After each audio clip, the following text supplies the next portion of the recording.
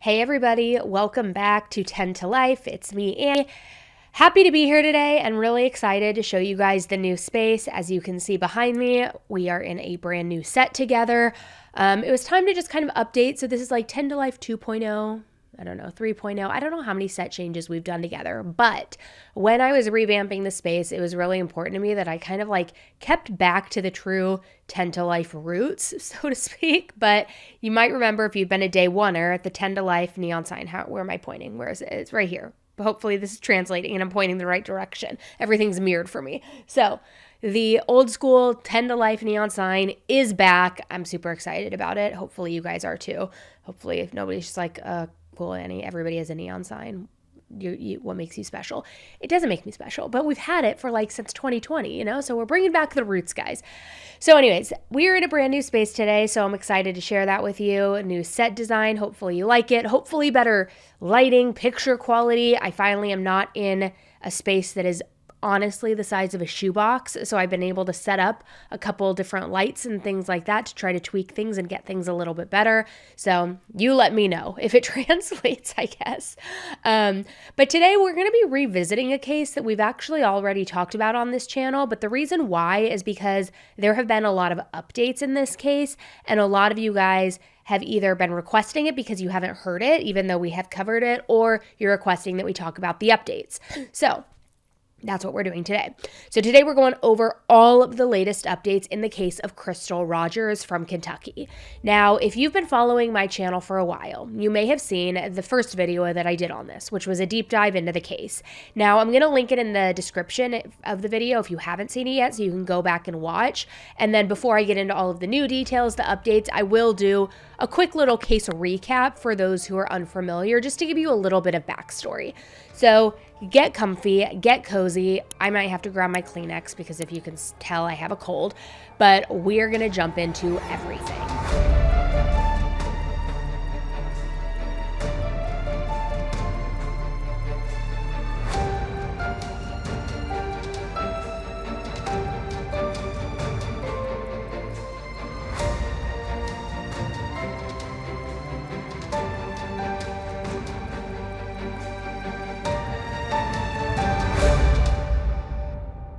Crystal Rogers was a mother of 5 living in Bardstown, Kentucky when she went missing in 2015. 4 of her children were from a previous marriage that ultimately ended in the 2 of them splitting up, and her youngest child, who was just 2 years old in 2015, was from her most recent relationship with her boyfriend named Brooks Houck. After splitting up with the father of her 4 oldest children, Crystal began looking for a new place to live. She ended up renting a house and subsequently met the landlord, who happened to be none other than Brooks. Now, Brooks came from a really prominent family in the area. It didn't take long for the 2 of them to begin dating, and then soon after they found out that they were expecting a baby boy named Eli. But despite the new baby, things weren't all sunshine and roses. You see, in fact, since the start of her relationship with Brooks, Crystal's family, who she was really extremely close with, had been concerned about things and were hesitant to fully trust Brooks. Now, most things were what you could describe as being minor in the grand scheme of things and weren't really huge red flags. But then there were other things that her family really wasn't happy about, such as Brooks treating Crystal's oldest 4 children differently than he treated Eli. Brooks almost took like these are your kids, you deal with them, and this is mine, that kind of approach. Like, very different, not necessarily blended treatment, and it didn't sit right with any of her family. And he took this approach especially when it came to finances and even groceries, which I do understand that paying for groceries for 4 children is super expensive. And if they weren't his children, I could maybe understand a little bit of him not wanting to spend that kind of money, but at the same time, that's what you commit to when you get into a relationship with somebody who has children. You're not necessarily taking on sole responsibility, but certainly you know what you're getting yourself into, right? So even though they all lived together and considered themselves family, Brooks went to great lengths to treat the oldest 4 differently and was clearly not in this family type of way. So on the weekend of July 4th, 2015, Crystal literally disappeared into thin air. On Sunday the 5th, Crystal's mother, Sherry, received a text message from Crystal's daughter, Kylie. Kylie was wondering if her grandmother had heard from her mom. Well, Sherry replied that no, she hadn't. And Crystal usually responded to people pretty quickly, but Sherry didn't really think much of it at first, so she sent her daughter a text that Kylie was looking for her and that she needed to get back to her before continuing on with her day. Well, it wasn't until a few hours later into the evening when Kylie texted her again and asked for a second time if she had heard from her mother. So then that's when Sherry began to feel like something wasn't quite right. Crystal hadn't responded to her message from earlier, and apparently she wasn't answering her kids' messages either, which made her extremely worried. Sherry immediately called Crystal, but she didn't answer, so she began calling all of Crystal's friends and other family members to see if anyone had heard from her or knew where she was at. Now, at that point, Sherry was keeping herself cool, telling herself that there could be a number of good reasons why Crystal wasn't answering, right? Well, it wasn't until Crystal's sister, Brooke, called Sherry, not knowing anything about Kylie's text from that day, and she asked if she had heard from Crystal, because she hadn't heard from her in 2 whole days. And that is when the panic really set in. This was 100% not a normal thing for Crystal to just ignore everyone, especially to not even be in contact with her kids of all people. So Sherry, Crystal's dad Tommy, and Crystal's brother Casey immediately went down to the sheriff's office to file a missing persons report. But on their way to file Crystal as a missing person, Sherry had actually seen Brooks, and she had asked Brooks if he had seen or talked to Crystal, to which he responded no, he had not. And Sherry said that when she told Brooks that she was filing a missing persons report, he said in a very calm and even tone, "Well, I think that's what you should do," and then let Sherry leave without offering to go with her or even slightly acting as if he was worried that nobody had seen or heard from Crystal in days. So while they were at the police station, Crystal's ex-husband's son called them and said that he saw a car along mile marker 14 on Bluegrass Parkway, and that the car looked very similar to Crystal's red Chevy Impala. So the 3 of them got into the car and they rushed to go see where this car was seen. And as soon as they turned the corner and the car was in sight, Casey immediately knew that it was his sister's car, and that something had been incredibly wrong for nobody to have heard from her and for her car to now be on the side of the highway without her inside of it. They knew the severity of what was going on, so they called the police to come and investigate the car so that nothing would be contaminated or ruined. When the police arrived at the scene, they noticed a few major things right off of the bat. You see, the back passenger tire was low, and it had left black marks leading from the parkway to the side of the road. However, both Tommy and Casey noticed that the tire wasn't completely flat or popped. Tommy thought it was odd that she would have even pulled over on the highway for a low tire in general. They also noticed that Crystal's keys were still in the ignition, her purse was in the passenger seat, and her phone was still in the console. So these were all things that Crystal definitely would not have left behind for any reason. And if her family and law enforcement hadn't known any better, it looked as if Crystal had just pulled over because of a low tire, then gotten out of the car and just vanished into thin air. None of it was making any sense. Even if Crystal had pulled over because she was worried about the tire, that didn't explain why everything else would be left in the car, especially her phone, because they figured that she would have called her dad or her brother for help with the tire or advice on how to change it, how to fix it. It wasn't something that she would have ever tried to fix herself. So these circumstances launched an investigation that has been ongoing for 8 years now, and it's still ongoing. And Brooks had been suspicious from the jump. He told investigators and Crystal's family that he had not seen or heard from her in days, and everybody was immediately confused why he wouldn't have shown any concern or gone to the police sooner himself if that was the case. This was his partner and the mother of his child, so where's the concern? So he had excuses for everything during the initial interviews, and I am talking everything. And he even got defensive when investigators asked him for specific dates and times, and he wasn't able to give any of that. He wasn't able to provide any of that information. Now, his best excuse for not going to the police when he hadn't seen Crystal was that he claimed that she would go to her cousin's house whenever they got into arguments. So he figured that she was just staying there. She must have gone to her cousin. Well, Crystal's cousin, Sabrina, had been more than willing to speak up, and she said that his excuse was basically complete bullshit because Crystal had only done that twice before, and the longest that she had ever stayed there was 2 hours, not multiple days in a row. So it was red flag after red flag. These were just like going off like wildfire. And Crystal's family felt like he knew more than he was leading investigators to believe. Something didn't smell right here with Brooks. Crystal's father, Tommy, meanwhile, was more than distraught about his daughter's disappearance. He had dedicated every waking second to doing his own investigation in this. He had turned their house into a literal office with surveillance footage of Crystal's last whereabouts, maps of the town, possible clues and names of people to interview and look into more, because he had planned to find the answers as to what happened to Crystal or die trying to figure it out. And unfortunately, that's exactly what happened, because Tommy, Crystal's father, ended up being shot and killed in a very suspicious circumstance while he was on a hunting trip with his grandson. So their family truly believes that he had been silenced because whoever hurt Crystal knew that he was so dedicated and maybe even getting too close to finding out the answers, and then, mysteriously, was killed himself. No justice has fully been served for Crystal or Tommy, and truthfully, the family only knew as much about what happened to them as they did probably the very first day. That was, though, until very recently. So I mentioned at the end of my last video that in August of 2023, an arrest had been made in the case. A man named Joseph Lawson had been arrested, and everyone was more than confused.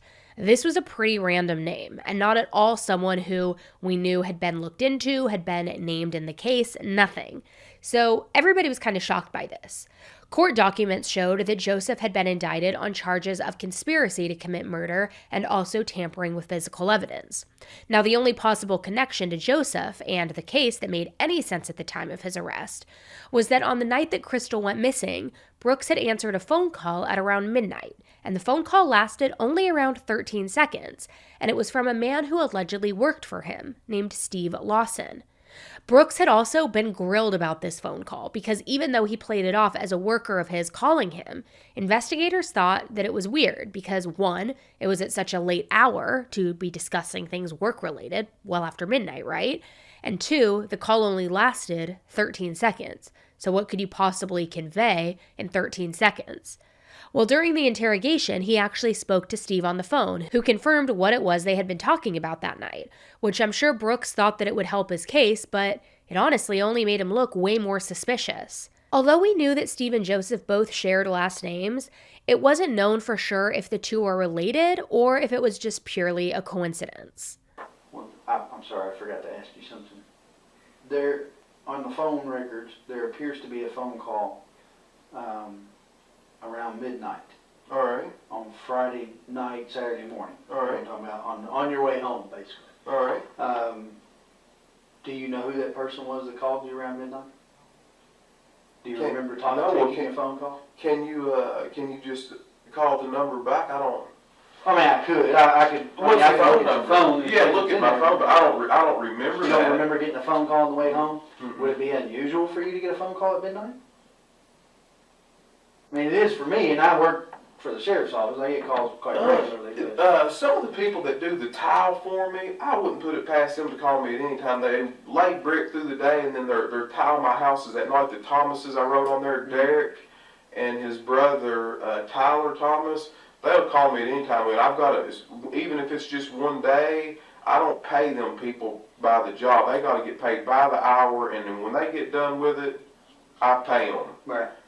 That's just what we've agreed on. But yeah, those folks there call me any hour.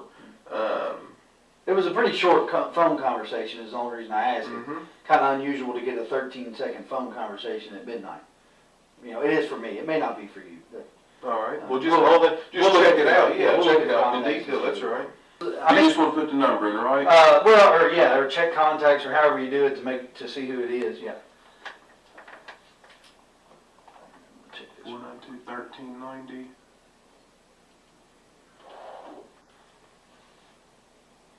Just call it. Oh, Steve Lawson. Okay. Who is Steve Lawson? He's somebody that works for me.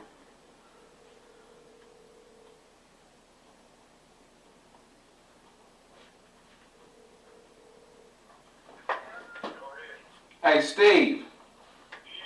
Hey, I can't hear you real good. I'm gonna ask you to speak up a little bit, okay? Okay, sir. Hey, I was wanting to know, hey, I've got some things going on next week. Yes, sir. I'm gonna need your help with it. Are you already booked up, or can you help me? I haven't moved up yet. I'm still looking for a place. That's why I needed them numbers from you. All right. Well, I can write them all down and get them there for you. But I was actually talking about doing some more work with your little skid steer and so forth. Mine's still broke down. Well, like I said, get with me tomorrow. I'm coming. I know you have a hard time hearing me because it's where I'm located at. All right. So just get in touch with me tomorrow and we'll see what we can do. But my question, I just want to tell you I'm sorry about everything that's going on in your life, brother, and I got you in my prayers. I said it is a very difficult and trying time, but I appreciate you you saying that. But hey, I need your help while I got you on the phone here. Do you remember the other night you called me really late, and I forgot what you asked me. Can you? I guess we wasn't on the phone. I might have been tired. I know it was pretty late at night. Can you remember what you asked me or what you were after? I can't remember. Yes, sir, I can. I called to ask you for them numbers for a house. Oh, for a rental house. Yes, sir, And I did. and what did I forgot? What did I tell you? You told me that you would call, what's her name, Katie or whatever, she handles all that. Crystal. Crystal, okay, I apologize. Yeah. And you said she handles all that, and that you would get back with me on it. All right. Thank you so much. Now. Hey, if there's anything I can do, you give me a call. Thank you. You have a good night now. Yes, sir. God bless you. Thank you.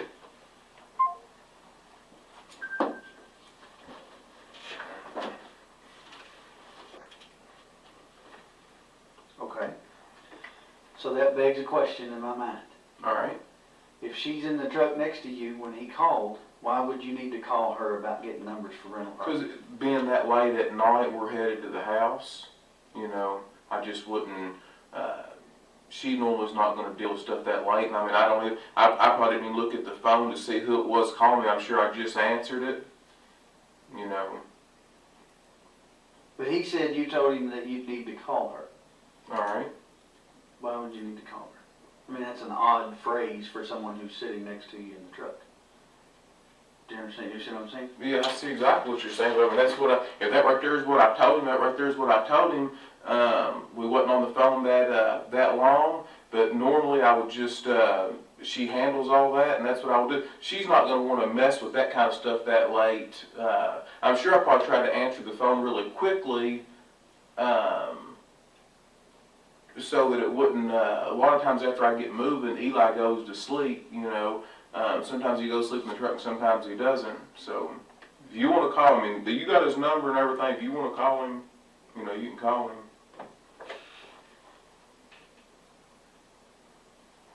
In late September 2023, Brooks was officially arrested and charged with the murder of Crystal, as well as tampering with physical evidence, and then he was given a $10 million bond. Now, while the fact that he was the one being charged wasn't really shocking to most people, the arrest coming at the time it did was shocking. The FBI and Kentucky State Police released an official statement. In this statement, they said, in coordination with the Kentucky State Police, other local and federal law enforcement partners, FBI Louisville has been laser focused on our commitment to hold accountable those that were responsible for the disappearance of Crystal Rogers. Today, we take a significant step in making good on that promise. FBI Louisville and the Kentucky State Police have arrested Brooks Houck without incident on charges stemming from the Crystal Rogers investigation. The Houck indictment remains sealed, and additional details will be revealed during his arraignment in early October in the Nelson County Circuit Court. His arraignment was scheduled for October 5th, where he appeared via video. Brooks' defense team argued that the $10 million bond was extremely harsh and argued that Joseph's had only been $500,000. So they argued for a $500,000 cash bond as well as GPS monitoring.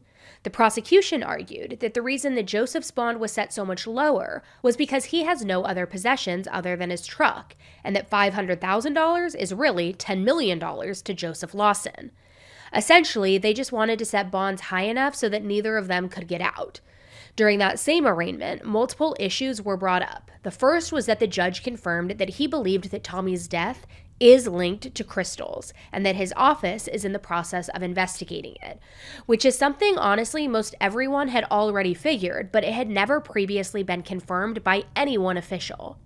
Sherry was also seen getting extremely emotional when Tommy was brought up, and it was no doubt filled with a mix of relief and sadness, knowing now that his death is somehow connected to his daughter's death, all potentially, again, due to him getting too close to figuring out the truth and what really happened to his daughter, Crystal.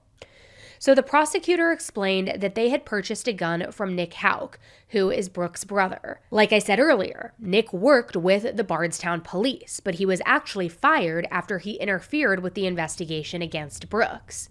Nick was selling this rifle under a fake name, and they bought it.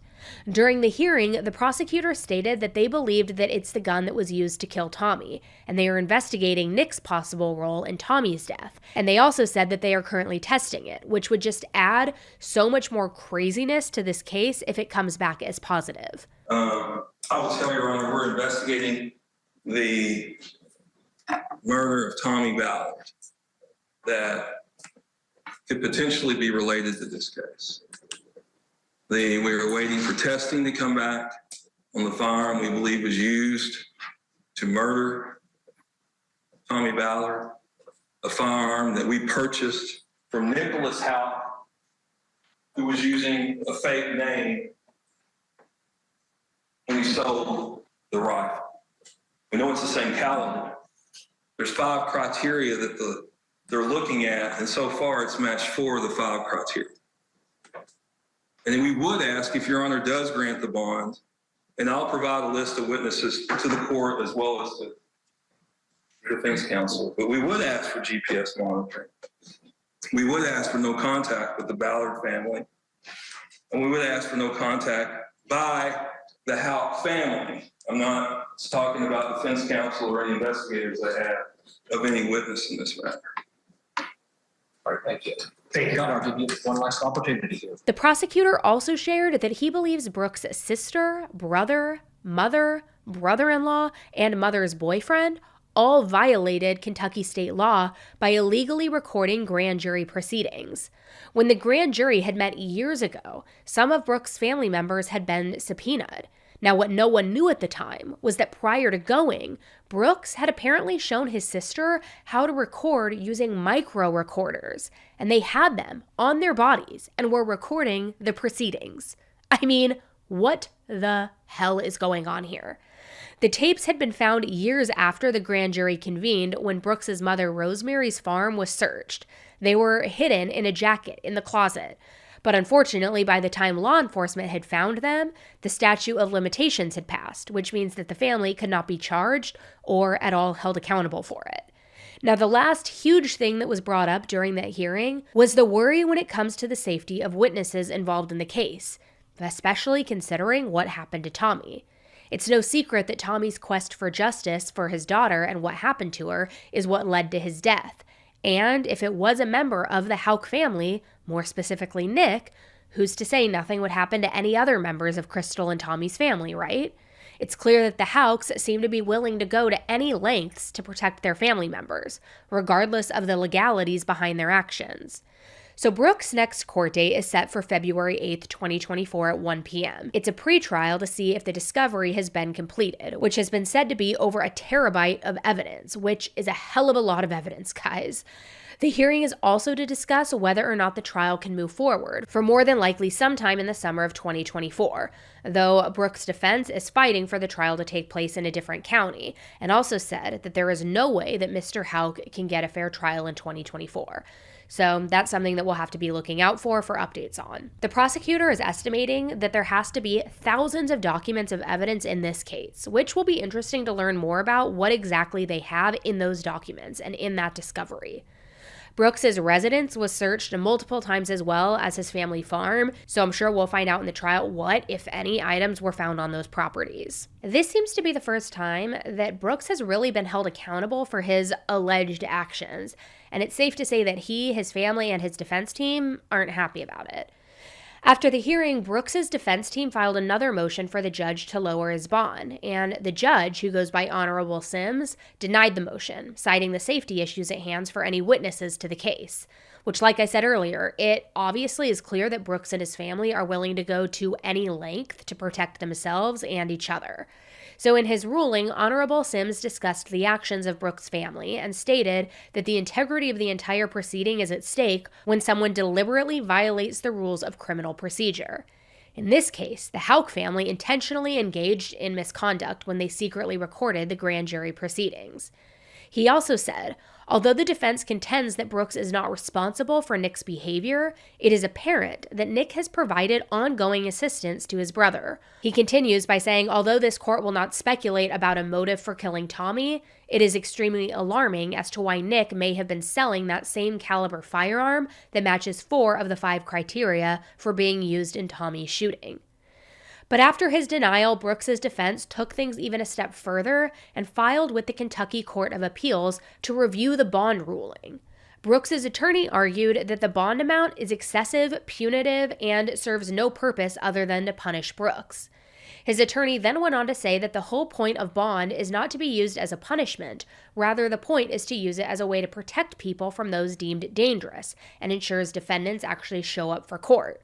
Which, I mean, I don't know about you, but it seems like Honorable Sims' entire reasoning for denying that motion was to protect people from someone like Brooks, who has been deemed very dangerous.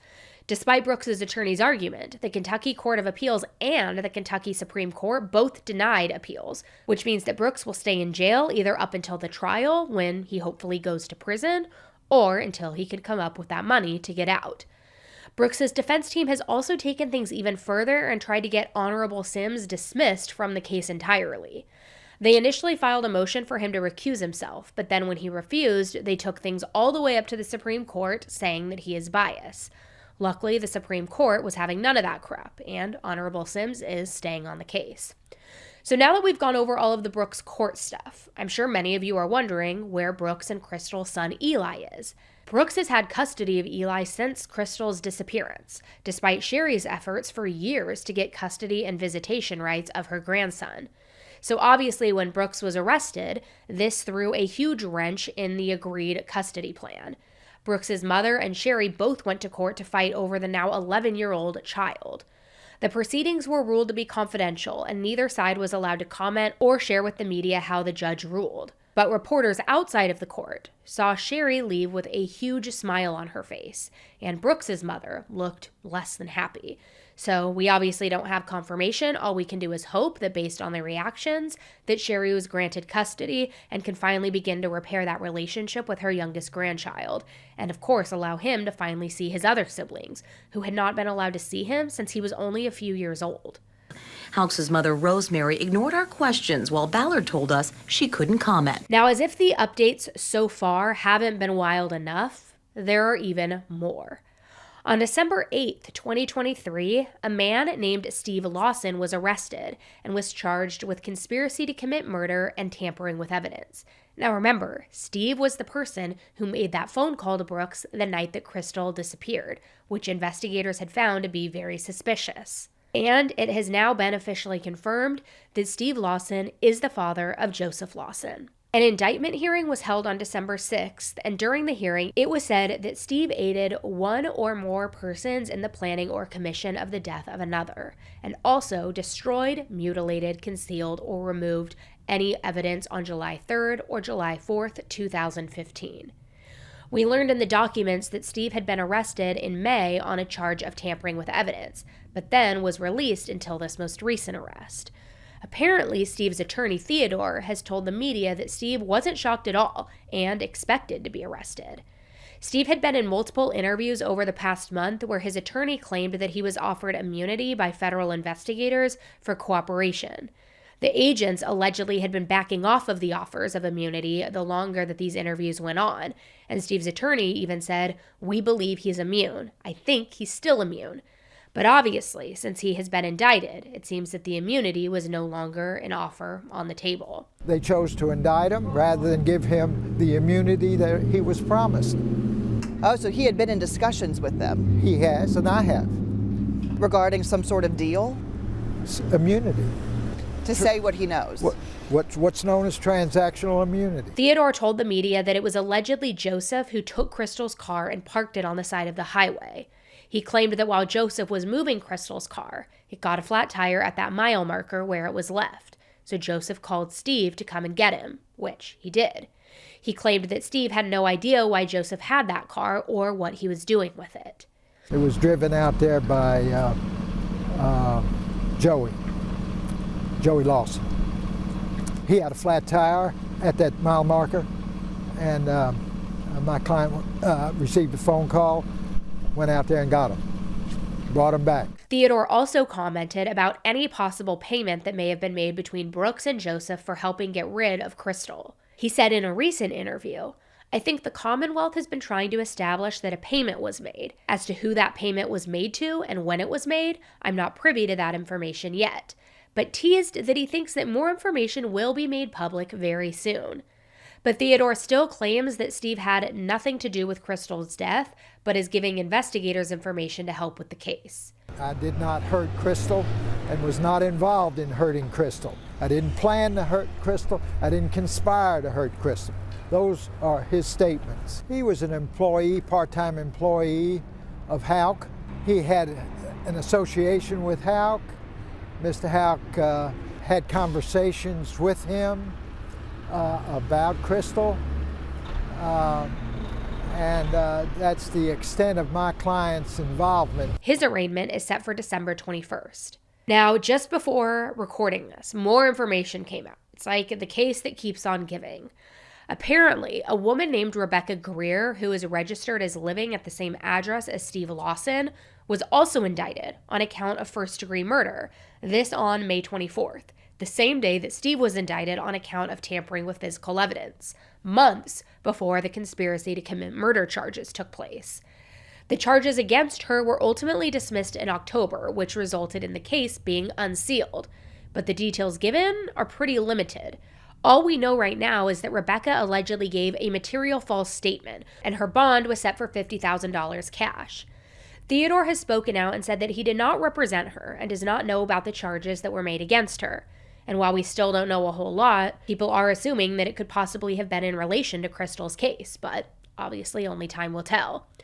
And then one last thing came out, which was information that Brooks has been transferred to another jail.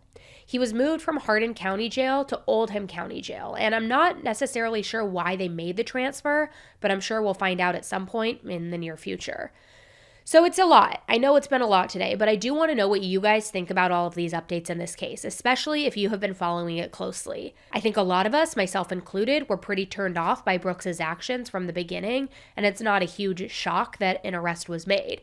But these other two are a whole different ballgame. Because do you think that Steve truly had no idea what was going on? It doesn't make a whole lot of sense to me that Steve was the person working for Brooks, yet his son would be the one mainly in contact with Brooks and doing all of his dirty work. So I'm extremely curious about the information that has yet to come out. My hopes are that with these arrests that have been made, Crystal's family might finally start to be getting some answers one day about what exactly was done to her body, as well as get justice for Tommy's death, which is no doubt related in my opinion. But let me know what you guys think about this case. I apologize for the congestion. I am recovering from being sick. It's that time of the year, so hopefully you were able to understand me throughout this. I did have to do a few jump cuts because I was sneezing and coughing, but whatever. But I will keep you guys updated on this case, and I will let you know as soon as we know more. All right, thanks guys for tuning in, and until the next one, stay safe.